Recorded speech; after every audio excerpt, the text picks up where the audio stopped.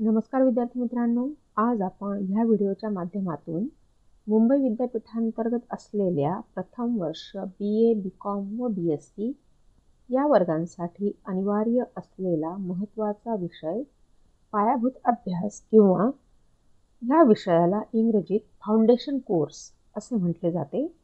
तर आज आपण फाउंडेशन कोर्स ह्या विषयाच्या द्वितीय सत्रातील अभ्यासक्रमाविषयी थोडक्यात माहिती घेणार आहोत. विद्यार्थी मित्रांनो, ह्या सत्रात देखील आपल्याला एकूण 5 प्रकरणं अभ्यासावयाची आहेत. त्यातलं पहिलं प्रकरण हे जागतिकीकरण आणि भारतीय समाज ह्यावर भाष्य करते. त्याला आपण इंग्रजीमध्ये ग्लोबलायझेशन अँड इंडियन सोसायटी असं म्हणतो. तर बघूया आपण की ह्या प्रकरणामध्ये तुम्ही काय काय अभ्यासणार आहात. तर पहिला मुद्दा आहे, याच्यातला पहिला उपमुद्दा आहे तो म्हणजे खाजगीकरण, उदारीकरण आणि जागतिकीकरण ह्या संकल्पना आपण समजून घेणार आहोत.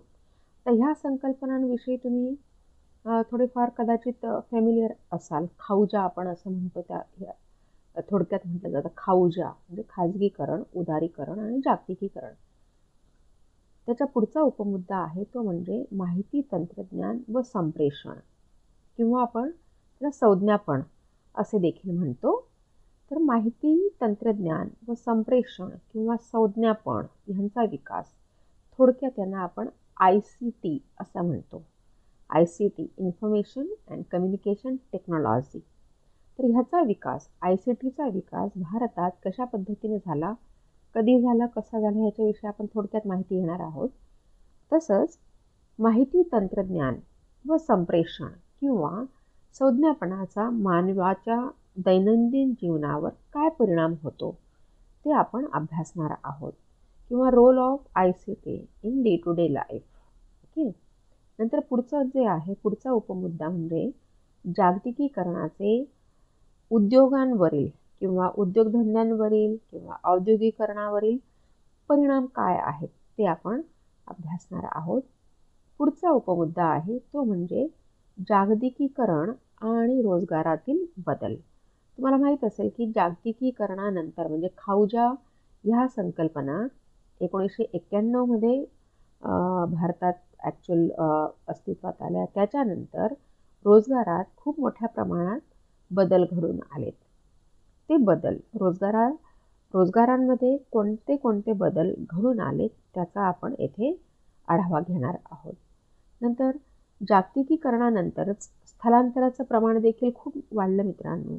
त्याविषयीचा आपण इथे आढावा घेणार आहोत. मग ह्याच्या अंतर्गत तुम्ही स्थलांतराचा अर्थ, स्थलांतराचे प्रकार, स्थलांतराची कारणे व स्थलांतराचे परिणाम ह्याविषयी आपण थोडक्यात विवेचन करणार आहोत. पुढचं आहे जागतिकीकरण आणि कृषी क्षेत्रातील बदल. मित्रांनो, जागतिकीकरणानंतर म्हणजे 1991 नंतर कृषी क्षेत्रात फार मोठ्या प्रमाणावर बदल घडून आलेत. ते बदल कोणते आहेत त्याविषयी आपण इथे अभ्यासणार आहोत. नंतर पुढचा उपमुद्दा आहे तो म्हणजे कॉर्पोरेट शेतीचा उगम. कॉर्पोरेट शेती किंवा त्याला आपण कंपनी शेती असं देखील म्हटलं जातं किंवा कॉन्ट्रॅक्ट फार्मिंग असं देखील म्हटलं जातं. तर ह्या कॉर्पोरेट शेतीचा उगम भारतात अर्थातच जागतिकीकरणानंतरच झालेला आहे. तर त्याची जी काही कारणे आहेत किंवा थोडक्यात कॉर्पोरेट शेती हा प्रकार काय आहे हे आपण अभ्यासणार आहोत. नंतर पुढचा उपमुद्दा आहे तो म्हणजे शेतकऱ्यांच्या आत्महत्या. बरोबर. शेतकऱ्यांच्या आत्महत्या हा एक ज्वलंत सामाजिक प्रश्न आहे. महाराष्ट्रातील विदर्भ या प्रांतात ही समस्या भयानक अशी आहे. तर शेतकऱ्यांच्या आत्महत्येची कारणे काय आहेत आणि त्याचे परिणाम काय आहेत त्याविषयी आपण ह्या प्रकरणामध्ये अभ्यास करणार आहोत. तर प्रकरण पहिल्यामध्ये साधारणतः ह्या सर्व बाबींचा तुम्ही अभ्यास करणार आहोत. अर्थातच खाऊजा ह्या 3 प्रकरण पहिले जे आहे ते खाऊजा म्हणजे खाजगीकरण, उदारीकरण आणि जागतिकीकरण ह्या संकल्पनांच्या भोवती फिरते असं म्हटलं तरी वावगं ठरणार नाही. आता प्रकरण दुसरं बघूयात. प्रकरण दुसरं जे आहे ते म्हणजे मानवी हक्क, त्याला आपण ह्युमन राईट्स असे म्हणतो. ह्या प्रकरणामध्ये तुम्ही मानवी हक्कांची संकल्पना, मानवी हक्कांचा उगम, मानवी हक्कांची उत्क्रांती ह्याच्याविषयी तुम्ही सविस्तर माहिती घेणार आहात. त्यानंतर मानवी हक्कांचा जागतिक किंवा आपण त्याला वैश्विक जाहीरनामा काय आहे, बरोबर, ते आपण अभ्यासणार आहोत. ह्याला थोडक्यात universal declaration of human rights किंवा UDHR असं म्हटलं जातं, बरोबर. ह्याच्या अंडर 30 आर्टिकल्स आहेत. ते 30 आर्टिकल्स काय आहेत त्याविषयी आपण इथे अभ्यासणार आहोत. पुढचा उपमुद्दा आहे प्रकरण दुसऱ्यातील, तो म्हणजे मूलभूत हक्क. मग मूलभूत हक्क कोणते की जे भारतीय राज्यघटनेत दिलेले आहेत, बरोबर. मग त्या मूलभूत हक्कांचे आपण स्वरूप व वैशिष्ट्य आपण इथे अभ्यासणार आहोत. आता वळूयात प्रकरण तिसऱ्याकडे. प्रकरण तिसरं जे आहे ते परिस्थितिकी शास्त्र किंवा त्याला पर्यावरणशास्त्र म्हणतात काही, ह्याच्यावर प्रकाश टाकते, इकॉलॉजी. ओके, ह्याच्यामध्ये तुम्ही पर्यावरणाची संकल्पना काय आहे ते समजून घेणार आहात. नंतर पर्यावरणीय व्यवस्था काय आहे ते देखील तुम्ही ह्याच्या अंतर्गत समजून घेणार आहात. तर पर्यावरणीय व्यवस्थेचा जेव्हा तुम्ही विचार करता त्यावेळेस म्हणजे लिथोस्फिअर म्हणजे आपण त्याला भूपृष्ठ म्हणू किंवा पृथ्वीचा अंतर्गत भाग, बहिर्गत भाग, नंतर जलावरण, वातावरण वगैरे ह्या सर्वांचा आपण इथे अभ्यास करतो, परंतु थोडक्यात अभ्यास करणार आहोत आपण ह्याच्यात. नंतर पुढचा उपमुद्दा आहे तो म्हणजे परिस्थितिकी संकल्पना. म्हणजे परिस्थितिकीची संकल्पना काय आहे ते आपण इथे अभ्यासणार आहोत. त्याच्यानंतर परिसंस्था, इकोसिस्टम असं म्हणतो आपण, बरोबर.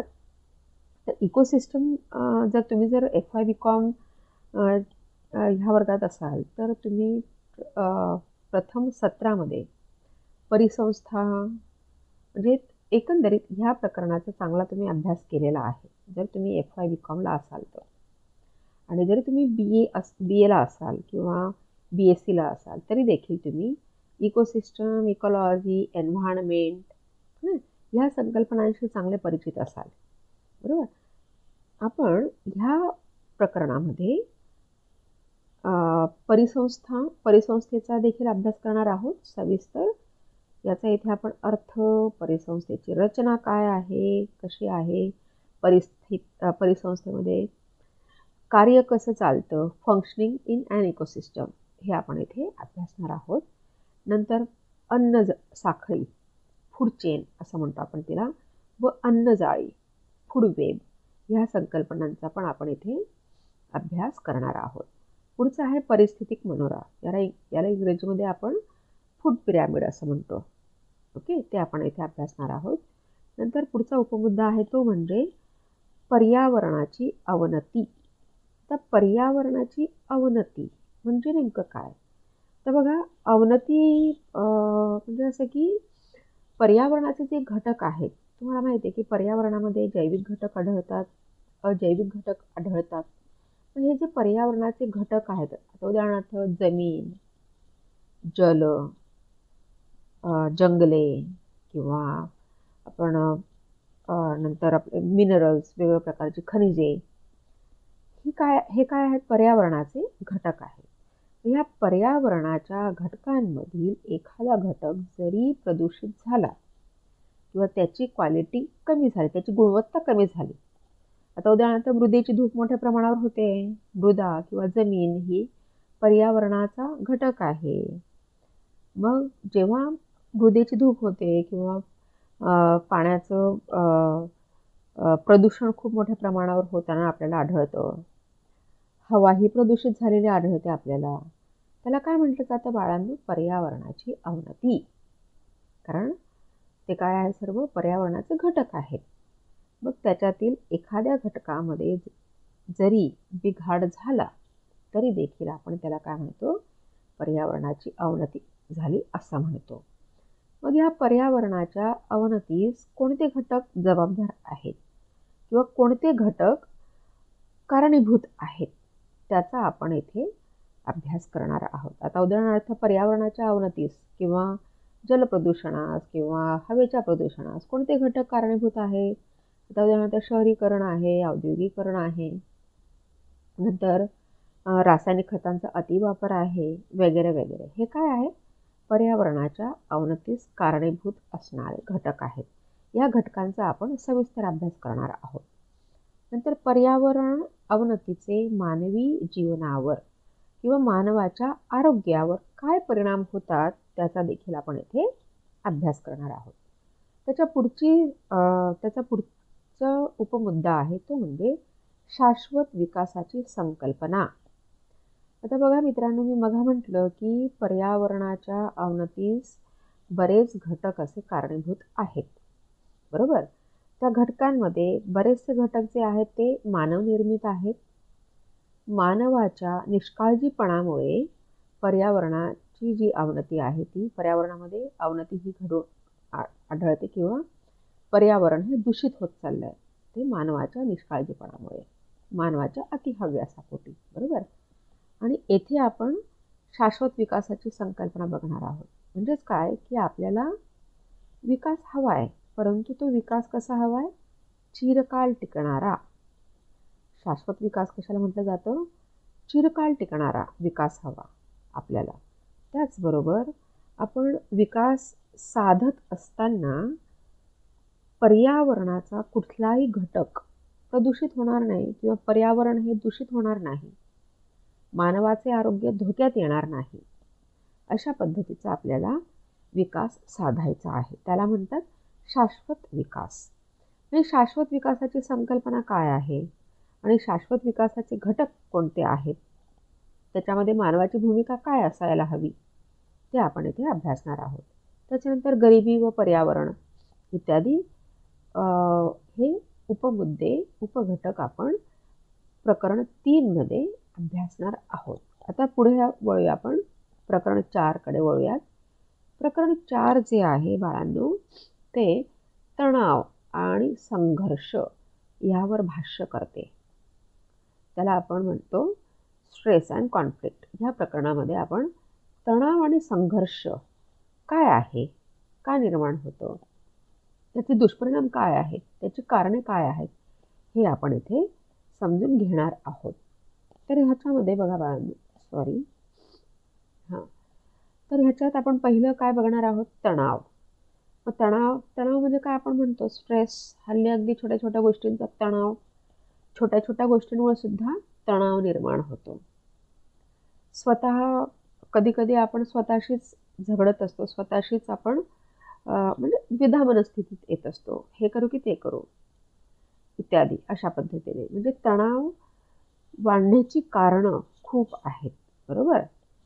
तर ती तणावाचा अर्थ आपण इथे आधीच बघणार आहोत. नंतर तणावाचे प्रकार कोणते आहेत, तर तणावाच्या प्रकारांविषयी देखील आपण इथे अभ्यास करणार आहोत. आता तणावाचे प्रकार कोणते असतात बरं? तणावाचे प्रकार जसे की काही असे आपण म्हणतो की डिस्ट्रेस, हायपर स्ट्रेस, हायपोस्ट्रेस, म्हणजे अशा पद्धतीचे काही तणावाचे प्रकार आहेत ते आपण इथे अभ्यासणार आहोत.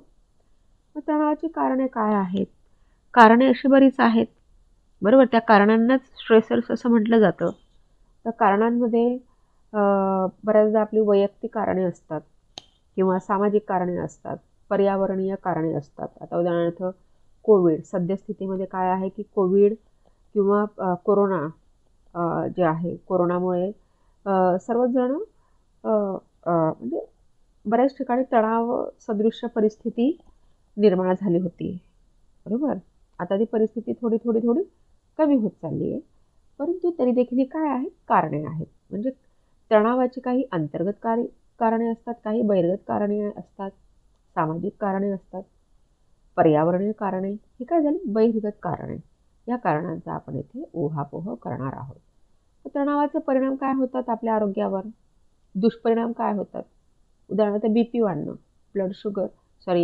नंतर शुगर वाढणं, म्हणजेच काय की तणावाचे आपल्या आरोग्यावर काय दुष्परिणाम होतात ते आपण इथे अभ्यासणार आहोत. पुढचा उपमुद्दा आहे तो म्हणजे संघर्ष. संघर्ष त्याचा आपण संघर्षाचा अर्थ पाहणार आहोत, संघर्षाची कारणे पाहणार आहोत आणि संघर्षाचे दुष्परिणाम आपण अभ्यासणार आहोत. नंतर पुढचा उपमुद्दा आहे तो म्हणजे सामाजिकरणाची माध्यमे किंवा संस्था. आता उदाहरणार्थ एखाद्या म्हणजे बाळाचा विकास होत असताना बरेच घटक त्याला एनकरेज करत असतात किंवा बरेच घटक हे कारणीभूत असतात. आता उदाहरणार्थ बाळाचं सुरुवातीला छोटंसं विश्व असतं. आई, वडील किंवा घरातील व्यक्ती, आणि मग तो जसजसा मोठा होत जातो तसतसं त्याचं विश्व विस्तारित होत जातं. मग तो शाळेत जायला लागतो, मग त्याला मित्र मिळतात वगैरे वगैरे अशा पद्धतीने. म्हणजे काय झालं की कुटुंब, समाज, मित्रमैत्रिणी, वृत्तपत्रे किंवा त्याला आपण मीडिया म्हणतो, बरोबर, ह्या माध्यमांद्वारे त्या व्यक्तीचा व्यक्तिमत्व विकास होत असतो. कधी कधी असं म्हणतो ना आपण की एखाद्या नॉवेलने किंवा एखाद्या व्यक्तीच्या आत्मचरित्राने एखाद्या व्यक्तीच्या व्यक्तिमत्वावर एक वेगळा परिणाम घडून आणला, बरोबर. आपण असं सहज म्हणतो किंवा ज्या काही मोठ्या व्यक्ती असतात त्या सहज म्हणून जातात की माझ्या जडणघडणीमध्ये स्वामी विवेकानंद यांचं चरित्र मी वाचलं आणि माझ्या व्यक्तिमत्वामध्ये बरेचसे बदल घडून आलेत वगैरे वगैरे. किंवा एखादी मूव्ही पण एखाद्या व्यक्तीच्या व्यक्तिमत्वामध्ये बदल घडून आणते, एखादं नॉवेल, बरोबर, परिस्थिती वगैरे वगैरे. हे काय आहेत विद्यार्थी मित्रांनो? सामाजिकरणाची माध्यमे आहेत किंवा त्याला आपण घटक म्हणू किंवा ह्या संस्था आहेत की ज्याद्वारे व्यक्तीचं व्यक्तिमत्व हे विकसित होत असतं. मग ते व्यक्तिमत्व विकसित होताना बऱ्याचदा सकारात्मक व नकारात्मक बाजू देखील पाहायला मिळतात. ते आपण इथे अभ्यासणार आहोत. नंतर पुढचा उपमुद्दा आहे तो म्हणजे व्यक्तिमत्व विकास आणि मूल्ये किंवा मूल्यांची व्यक्तीच्या व्यक्तिमत्व विकासातील भूमिका काय आहे. तुम्हाला माहिती आहे की आपली शिक्षण व्यवस्था जी आहे ती मूल्य आधारित आहे. प्रामाणिकपणा, देशप्रेम हे काय आहेत बाळांनो? मूल्य आहेत. ह्या मूल्यांचा व्यक्तीच्या व्यक्तिमत्व विकासामध्ये खूप मोठा प्रभाव असतो. ते आपण इथे अभ्यासणार आहोत. पुढचं आहे व्यक्तिमत्व विकास आणि नैतिकता किंवा नीतिमत्ता, बरोबर, किंवा नैतिकतेची व्यक्तीच्या व्यक्तिमत्व विकासातील भूमिका काय आहे ते आपण इथे अभ्यासणार आहोत, बरोबर. पुढचं आहे पूर्वग्रह आणि व्यक्तिविकास किंवा पूर्वग्रहाची व्यक्तीच्या व्यक्तिमत्व विकासातील भूमिका काय आहे ते आपण इथे अभ्यासणार आहोत. पुढचा उपमुद्दा आहे तो म्हणजे संघर्ष निर्माण होण्यात पूर्वग्रहाची भूमिका काय आहे ते आपण इथे अभ्यासणार आहोत. पुढचा उपमुद्दा आहे तो म्हणजे आक्रमक वृत्ती आणि हिंसाचार, त्याला आपण अग्रेशन आणि व्हायलन्स असं म्हणतो. मग अग्रेशन आणि व्हायलन्सची कारणे काय आहेत, त्याचे परिणाम काय आहेत व त्यावर आपण काय उपाययोजना करू शकतो ह्याचा आपण इथे ऊहापोह करणार आहोत. आता 5वं प्रकरण आहे बाळांनो, शेवटचं प्रकरण आहे हे. 5वं प्रकरण जे आहे ते आधुनिक समाजातील तणाव आणि संघर्षाचे व्यवस्थापन किंवा आपण त्याला नियंत्रण असे म्हणतो. म्हणजे प्रकरण 4 मध्ये तुम्ही तणाव व संघर्षाची कारणे काय आहेत, त्याचे परिणाम काय आहेत हे अभ्यासलं. प्रकरण 5 मध्ये तुम्ही तणाव आणि संघर्षाचे व्यवस्थापन कसे करायचे किंवा तणाव व संघर्ष कसं नियंत्रणात आणायचं ह्याविषयी येथे अभ्यासणार आहात. त्याला इंग्लिशमध्ये म्हणतो आपण managing stress and conflict in contemporary society. मग इथे आपण तणावाचे प्रकार आपण बघणार आहोत.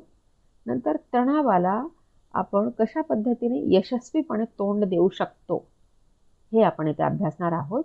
त्यालाच आपण उपाययोजना असं देखील म्हणतो किंवा तुम्ही थोडक्यात त्याला स्ट्रेस मॅनेजमेंट किंवा तणावाचे व्यवस्थापन हे आपण येथे अभ्यासणार आहोत. स्ट्रेस मॅनेजमेंट जे आहे बाळांनो, ते खूप आवश्यक आहे. आजच्या धकाधकीच्या जीवनात, तणावपूर्ण वातावरणात स्ट्रेस मॅनेजमेंट किंवा तणावाचे व्यवस्थापन करणं, तणावावर नियंत्रण मिळवणं फार आवश्यक आहे. ते का आवश्यक आहे? त्यासाठी आपण काय करू शकतो? उपाययोजना काय आहे? हे आपण येथे अभ्यासणार आहोत. पुढचा आहे संघर्षाचे प्रकार किंवा संघर्ष वाढीस लागण्याच्या कोणत्या पद्धती आहेत ते आपण अभ्यासणार आहोत. नंतर संघर्ष कमी करण्यासाठीची उपाययोजना काय आहे? तर आपण स्ट्रॅटेजीज म्हणतो किंवा व्यूहरचना. किंवा संघर्ष सोडविण्याचे कोणते मार्ग आपण अवलंबू शकतो? किंवा संघर्षाचे निराकरण करून समाजामध्ये आपण शांती आणि सौहार्द किंवा त्याला आपण म्हणतो सुसंवाद निर्माण करू शकतो. ते कशा पद्धतीने ते आपण इथे अभ्यासणार आहोत. नंतर शेवटचा उपमुद्दा आहे प्रकरण 5 मधील मास्लो यांचा आत्मपूर्तीचा किंवा अभिप्रेरण सिद्धांत. तर मित्रांनो, अशा पद्धतीने आपण द्वितीय सत्रातील अभ्यासक्रमाविषयीचा थोडक्यात आढावा घेतलेला आहे. पुढील व्हिडिओमध्ये आपण प्रकरण 1 सुरू करूया. तोपर्यंत काळजी घ्या, स्वस्थ रहा, मजेत रहा. Good bye.